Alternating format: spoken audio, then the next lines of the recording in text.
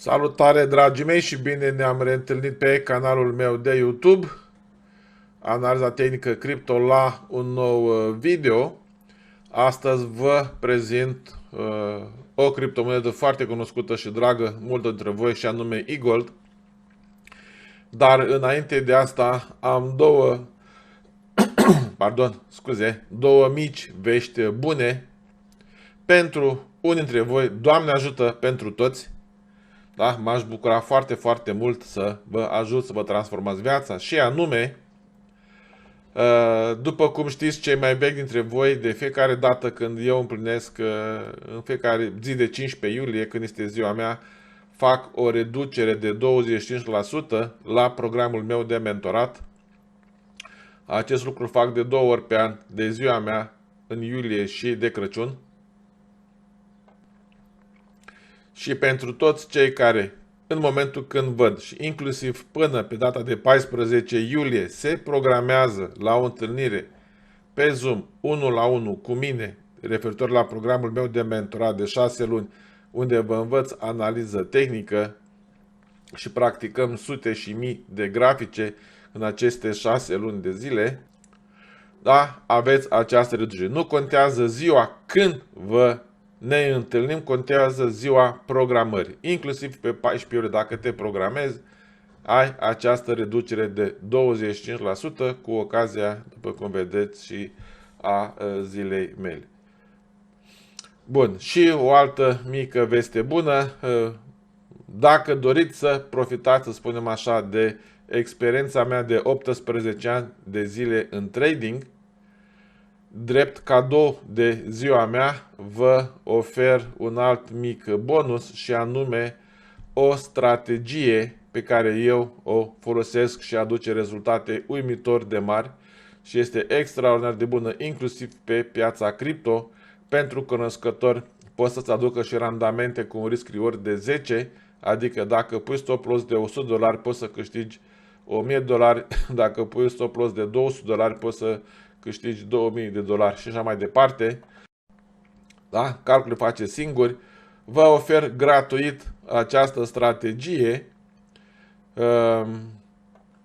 și o puteți descărca atât din descrierea acestui video, cât și veți avea linkul în primul comentariu care va fi fixat, atât de a descărca acest e-book gratuit, cât și de a vă programa și a profita de oferta care o fac prin programare 1 la 1 cu mine, care evident și aceea este întotdeauna gratuită. Bun, rețineți aceste două oferte, eu zic că vă va ajuta ambele extraordinar de mult. Revenim la analiza mea. Am spus că mergem pe eGold. După cum vedeți, eGoldul, din nefericire, a coborât destul de mult din noiembrie 2021. Da, din fericire, suntem la final de acest trend și în momentul când acest mini-trend descendent se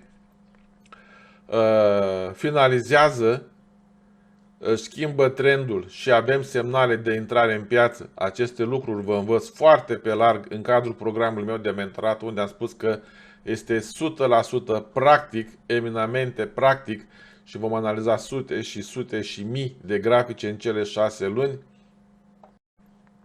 Da? Puteți să intrați frumos profitând de o super mega creștere și un randament foarte, foarte mare și bun.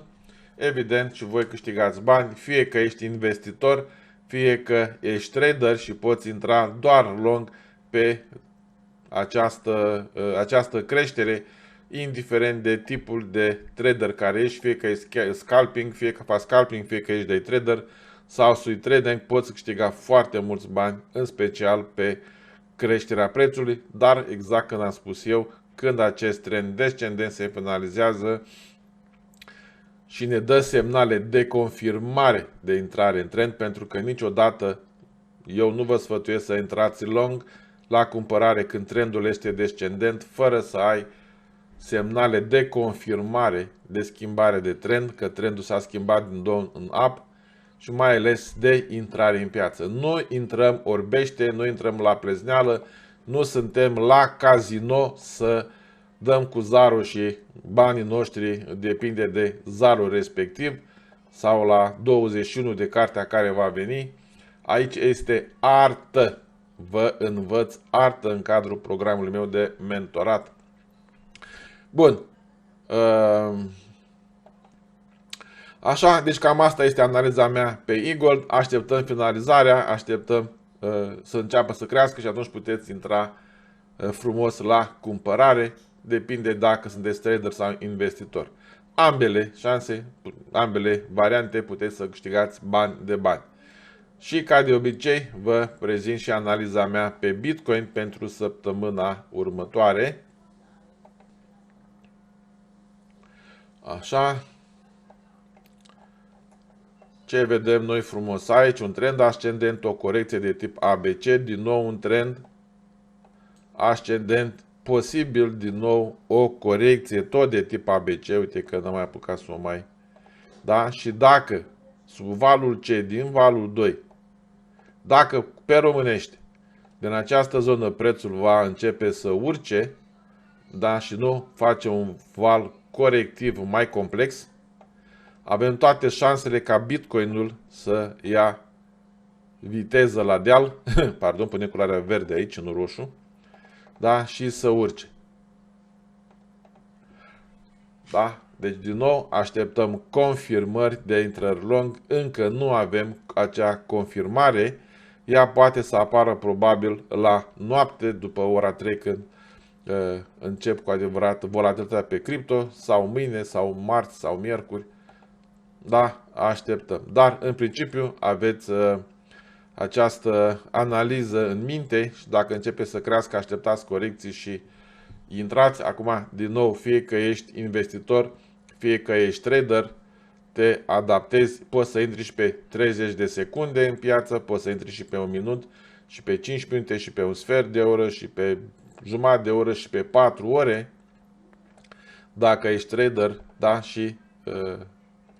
da, numai că, la fel, cripto fiind foarte, foarte volatil, trebuie obligatoriu să cunoști analiză tehnică, că astfel piața te papă ușor, dar sigur îți papă contul. Și ori de câte ori ai reîncărcat contul, dacă nu cunoști analiză tehnică, aici nu merge la plesneală, la...